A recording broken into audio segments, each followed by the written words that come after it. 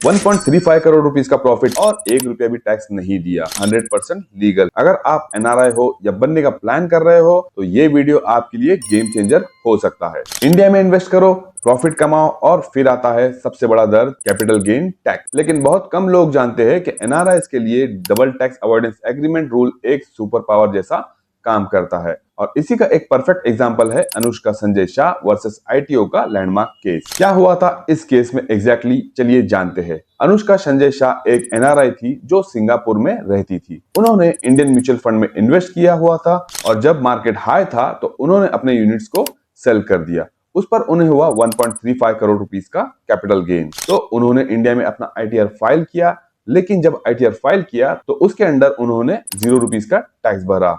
Reason था India Singapore डीटीएए article 13 sub clause 5। तो इस पर इनकम टैक्स डिपार्टमेंट ने ऑब्जेक्शन लिया और असेसिंग ऑफिसर ने बोला कि म्यूचुअल फंड यूनिट जो है शेयर जैसे होते हैं और शेयर्स डीटीए के अंडर में एग्जाम नहीं होते हैं। इसीलिए असेसिंग ऑफिसर ने डीटीएए का बेनिफिट्स को रिजेक्ट कर दिया। लेकिन अनुष्का ने अपील फाइल की अपीलेट ट्रिब्यूनल में और वहां जो हुआ वो गेम चेंजर साबित हुआ एसएससी के लिए। मुंबई आईटीएटी का फाइनल डिसीजन आया और उन्होंने क्रिस्टल क्लियर बोल दिया mutual fund units equals to shares नहीं होते हैं, ये ट्रस्ट बेस्ड इंस्ट्रूमेंट होते हैं, इसीलिए शेयर्स वाले डीटीएए एक्सक्लूजन्स यहाँ पे अप्लाई नहीं होते हैं और article 13 sub clause 5 fully applicable होगा। तो आगे बढ़ने से पहले जान लेते हैं कि आर्टिकल 13 सब क्लॉज 5 क्या कहता है। इंडिया और सिंगापुर के बीच डबल टैक्सेशन अवॉइडेंस एग्रीमेंट डीटीएए 1994 में साइन हुआ था। इसमें आर्टिकल 13 कैपिटल गेन से रिलेटेड है।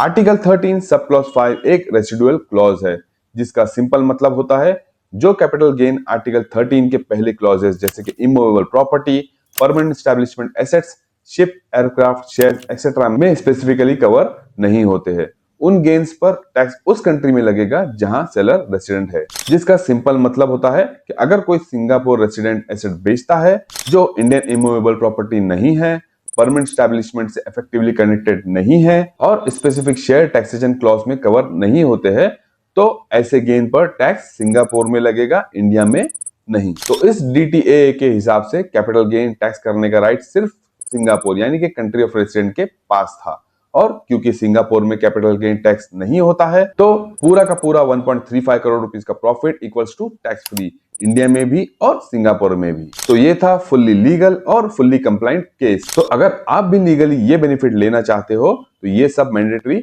होना चाहिए। आप एनआरआई होना चाहिए, टैक्स रेसिडेंटी सर्टिफिकेट होना चाहिए आपके पास, फॉर्म 10F प्रॉपर्ली फाइल्ड होना चाहिए, इंडिया में आईटीआर फाइल करेक्ट होना चाहिए और डीटीए का राइट इंटरप्रिटेशन आना चाहिए आपको, क्योंकि गलत planning equals to notice plus litigation और सही प्लानिंग इक्वल्स टू करोड़ का टैक्स सेव। तो ये केस एक क्लियर मैसेज देता है टैक्स प्लानिंग गलत नहीं है अगर लीगल हो, और अगर आप एनआरआई हो या फ्यूचर में प्लान कर रहे हो बनने का तो डीटीए के रूल्स को इग्नोर करना सबसे महंगी गलती हो सकती है आपके लिए। तो फ्रेंड्स ये थी एक टैक्स प्लानिंग की इंटरेस्टिंग स्टोरी जहां पर हमने जाना कि कैसे एक लेडी ने 1.35 करोड़ रुपीस का प्रॉफिट कमाया म्यूचुअल फंड से और उसके ऊपर दिया 0 रुपीस का टैक्स। तो फ्रेंड्स ऐसे ही और इन्फॉर्मेटिव वीडियोस देखने के लिए मेरे चैनल को जरूर सब्सक्राइब कर दीजिए और अगर आपको ये वीडियो पसंद आता हो तो वीडियो को लाइक करना ना भूलिए। चलिए मिलते हैं अगले वीडियो में, तब तक के लिए गुड बाय।